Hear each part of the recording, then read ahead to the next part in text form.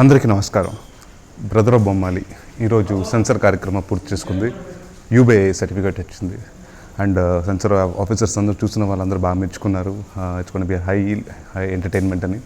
And November 7వ తారీఖుని ఈ సినిమా విడుదలవుతుంది, ప్రపంచవ్యాప్తంగా విడుదలవుతుంది. అండ్ ఎందుకు చూడాలి బ్రదర్ ఆఫ్ బొమ్మాలి? దీని హైలైట్స్ అంటే ఇప్పటివరకు మనం చాలా సినిమాలు చూస్తుంటాం, బ్రదర్ అండ్ సిస్టర్ సెంటిమెంట్ చూస్తుంటాం.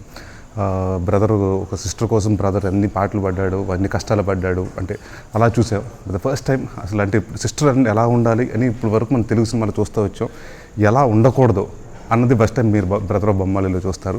It's going to be fun entertainment అండి. అంటే ఇప్పుడు వరకు నేను చాలా సినిమాలు చేశాను కానీ బట్ ఎప్పుడు ఒక సిస్టర్ ఆన్ స్క్రీన్, ఒక heroine Karthika, she's doing a sister and అంటే నరేషే అల్లరిగా ఉంటే అసలు కార్తిక నాకంటే అల్లరి ఉండి, అంటే నేనే అందరిని ఏడిపిస్తుంటాను బట్ నన్ను ఏడిపించి క్యారెక్టర్ కార్తిక చేస్తుంది. And she has done extraordinary well.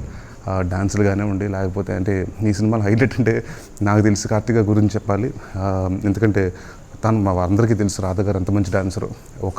ఈ సాంగ్లో ఫర్ ద ఫస్ట్ టైం, అంటే ఇప్పటివరకు మనం చాలామంది హీరోల్ని లెగ్ మూమెంట్స్ చేయడం చూసాం కానీ ఫర్ ద ఫస్ట్ టైం తనే వచ్చి ఇనిషియేటివ్గా నేను చేస్తాను. ఎందుకంటే క్యారెక్టర్ అలా ఉంటుంది, ఒక చిన్న టామ్ బాయ్, ఒక మగరాయిడ్లా బిహేవ్ చేస్తుంది.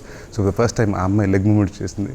అండ్ సుడిగాడుతో నాతో యాక్ట్ చేసిన మోనల్ ఈ సినిమాలో మళ్ళీ ఇద్దరు కాంబినేషన్ చేస్తున్నాం. అండ్ ఈ సినిమాలో లీడింగ్ కమెడియన్స్ మొత్తం మన ఇండస్ట్రీలో ఉన్న బ్రహ్మానందం గారు కానివ్వండి, అందరు కమెడియన్స్ అందరూ ఉన్నారు, ఎల్వి గారు, ఆలీ గారు మొత్తం. అండ్ విచిత్రం ఏంటంటే ఈ సినిమాలో అంటే ఇప్పటివరకు మన కెల్లీ డార్జీ గారిని, లేకపోతే అభిమన్యు సింగ్ని, చాలా వినయ్ గారిని, వాళ్ళందరినీ చాలా విలన్స్గా చూసాం. అంటే సినిమాలో రక్త చరిత్రలో చూసాం, అలా కెల్లీ డార్జీ గారు చాలా సినిమాలో చూసాం.